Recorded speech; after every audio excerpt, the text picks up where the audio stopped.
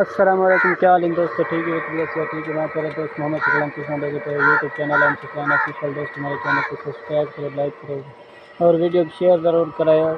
और बाकी मौसम का सूरत हाल है, ये झाड़ होने उठा है लेकिन 2-4 दिन झाड़ वधा रहे, बारिश पानी आई ही बारिश लग गया तो 5-7 दिन पहले उसके बाद बारिश नहीं, मौसम ठंडा रहे लेकिन आज भी बदल आंदा पिया है।